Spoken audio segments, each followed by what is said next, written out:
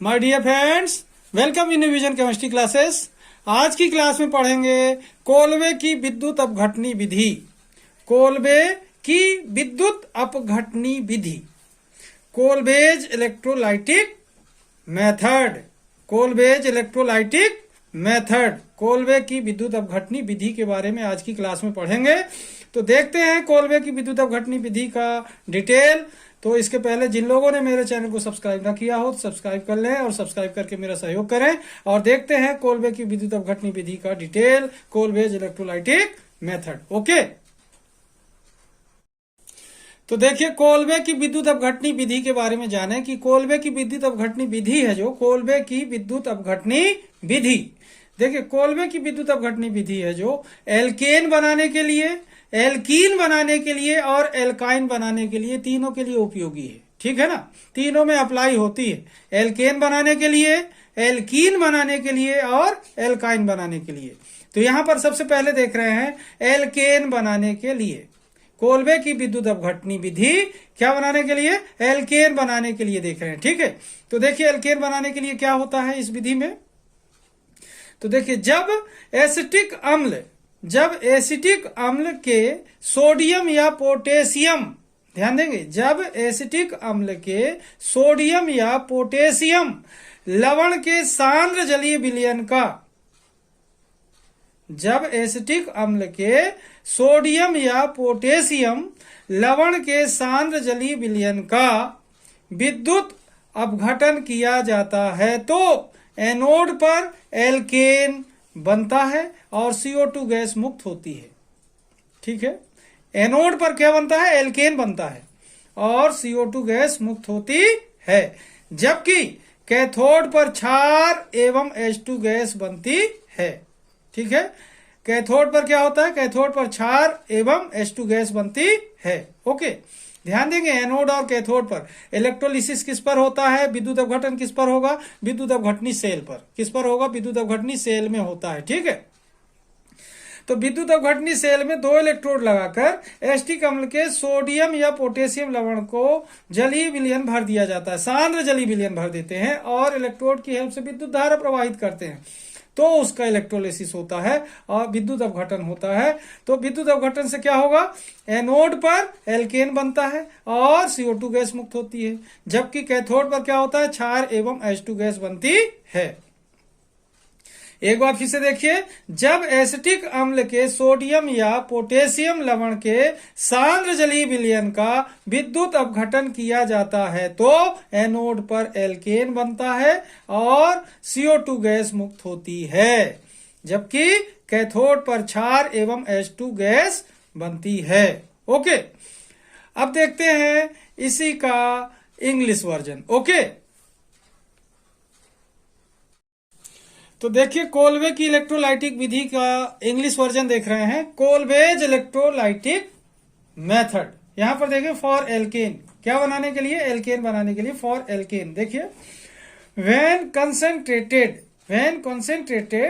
Aqueous solution of, ध्यान दें, when concentrated aqueous solution of sodium और potassium salt of acetic acid, when, यहां पर देखेंगे व्हेन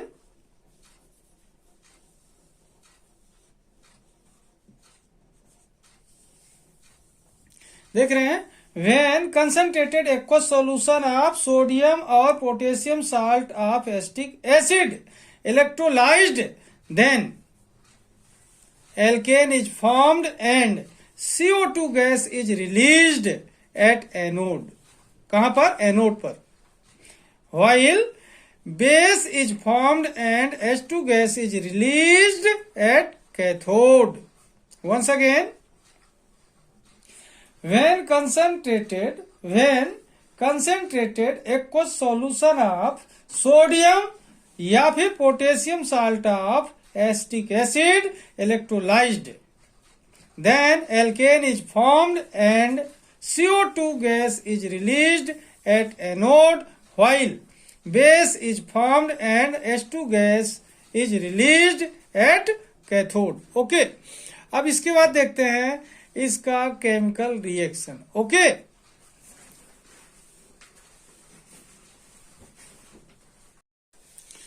देखिए केमिकल रिएक्शन देखते हैं, electrolytic method for alkane, alkane बनाने की विद्युत अपघटनी विधि का रासायनिक समीकरण देखें। CH3COONA सोडियम एसीटेट कहलाता है। हिंदी वाले बच्चे यहाँ सोडियम एसीटेट लिख लेंगे।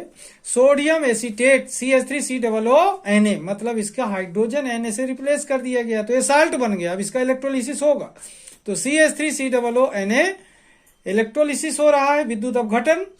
हिंदी वाले समझ जाएंगे, इलेक्ट्रोलिसिस की जगह पर विद्युत अपघटन लिखेंगे। अब यहां पर देखें, जब इसका इलेक्ट्रोलिसिस हुआ तो CH3COO माइनस बना और Na प्लस अलग हो गया, तो इसे बोलते हैं CH3COO माइनस को एसीटेट आयन, और ये क्या है, सोडियम आयन Na प्लस को। ओके, तो जब सोडियम एसीटेट का इलेक्ट्रोलिसिस हुआ, विद्युत अपघटन हुआ, तो क्या बना, सबसे पहले एसीटेट आयन और सोडियम आयन। अब एनोड पर अभिक्रिया होगी तो एन आयन की होगी जो माइनस आयन वाला है। कैथोड पर जब अभिक्रिया होगी तो कैटायन की होगी जो प्लस चार्ज वाला है। एनायन और कैटायन ध्यान रखेंगे, एनायन मतलब एनोड पर रिएक्शन, कैटायन मतलब कैथोड पर रिएक्शन। तो देखिए एट एनोड मतलब एनोड पर अभिक्रिया तो क्या होगी, ये CH3COO माइनस को लिया, CH3COO माइनस, सबसे पहले इसने क्या किया, इलेक्ट्रॉन लूज कर दिया और न्यूट्रल हो गया, CH3COO हो गया, माइनस अलग हो गया, इसका उदासीन हो गया, ये इलेक्ट्रॉन अलग। अब ये फिर से इसे लिए CH3COO को, तो इसने CO2 अलग कर दिया और ये रेडिकल बन गया मेथिल रेडिकल CH3, एक इलेक्ट्रॉन बच गया, यहां पर डॉट लगा हुआ है, इलेक्ट्रॉन का है, ठीक है। तो CH3 रेडिकल बन गया मेथिल रेडिकल और CO2 गैस मुक्त हो गई।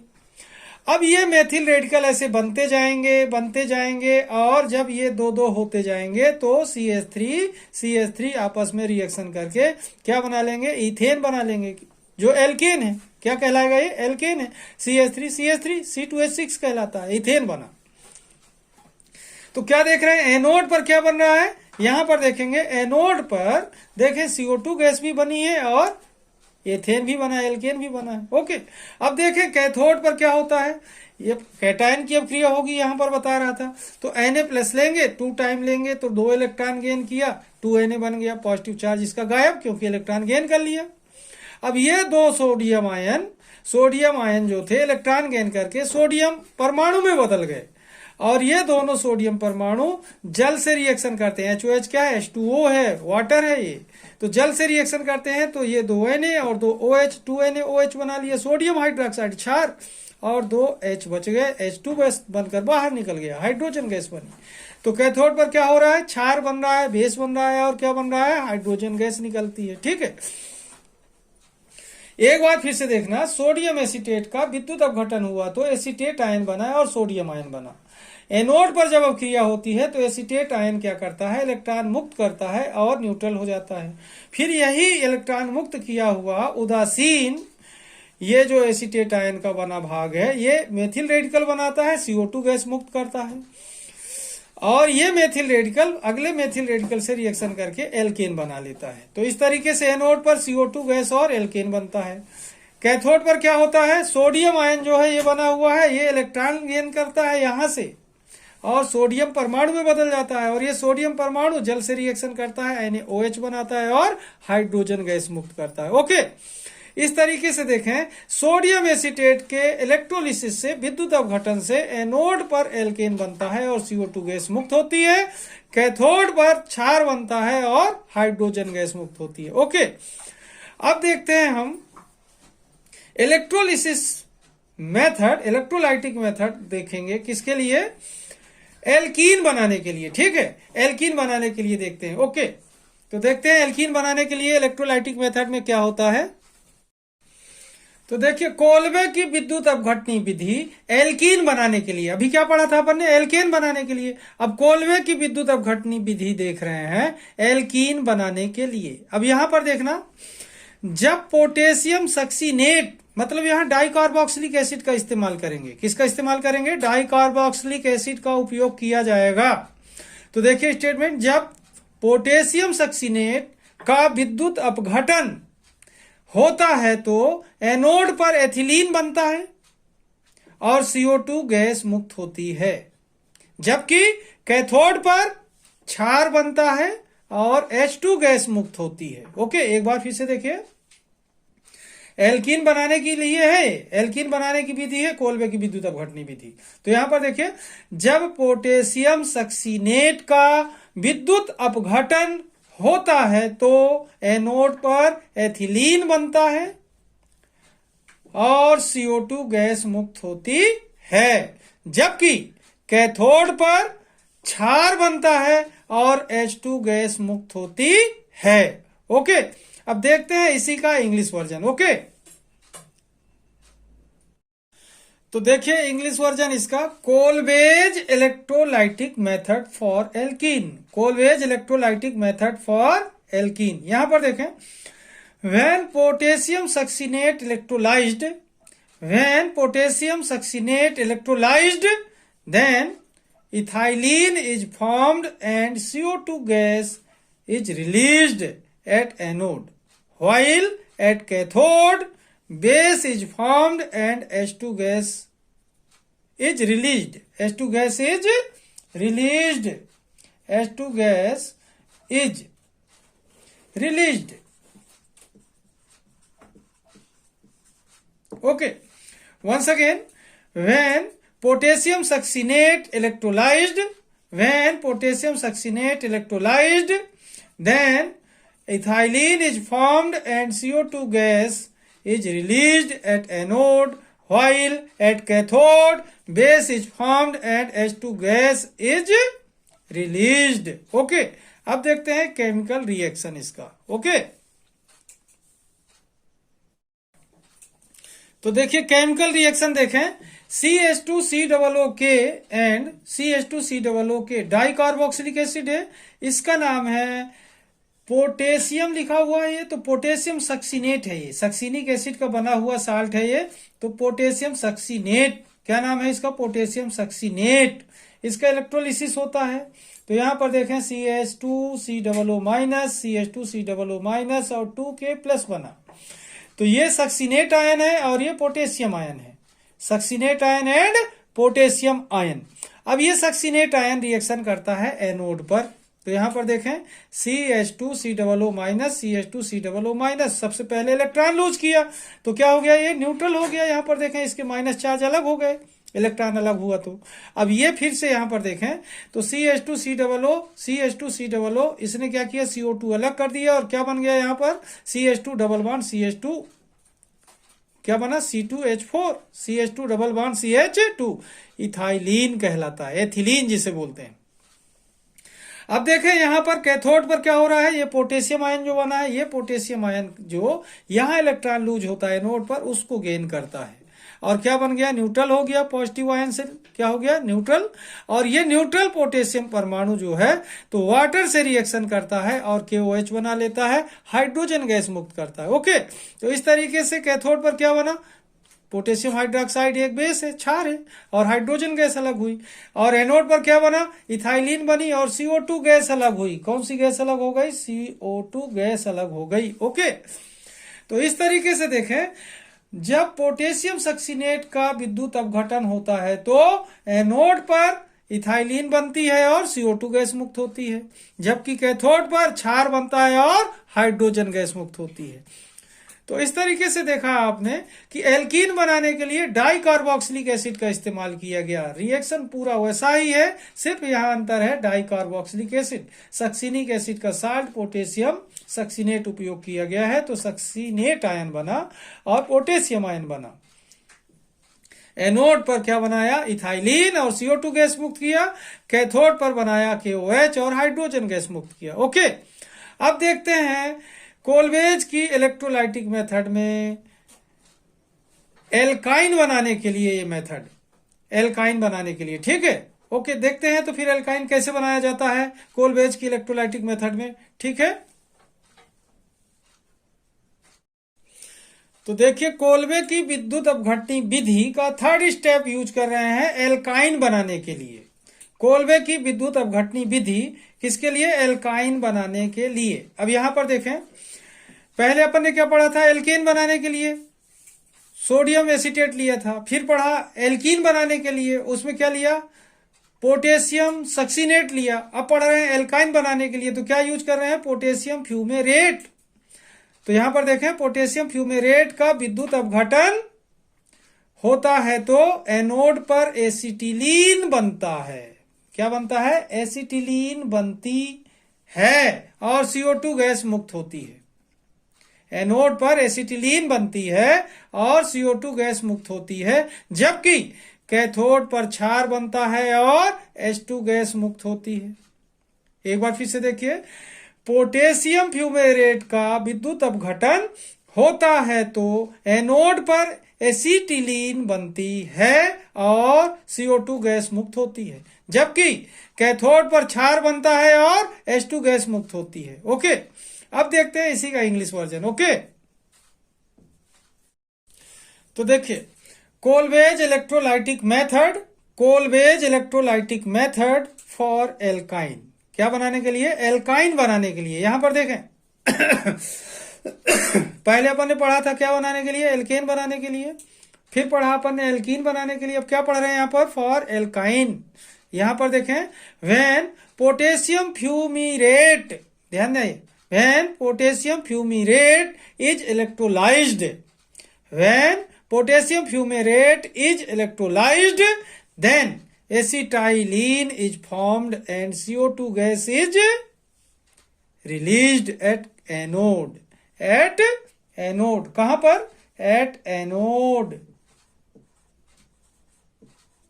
Okay, once again, when potassium fumarate is electrolyzed, then acetylene is formed and CO2 gas is released at anode, while at cathode base is formed and H2 gas is released.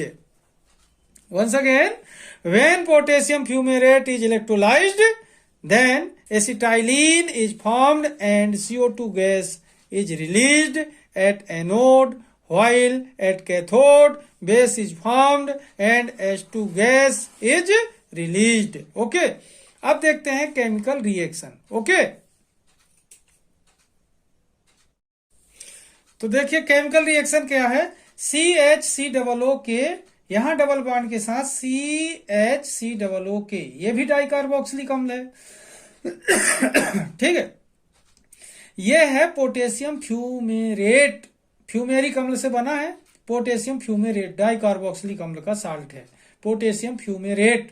इसका electrolysis होता है तो CHCOO minus, CHCOO minus बना, ये कहलाता है fumarate ion, fumarate ion, और 2K plus potassium ion बना, फ्यूमेरेट आयन और पोटेशियम आयन।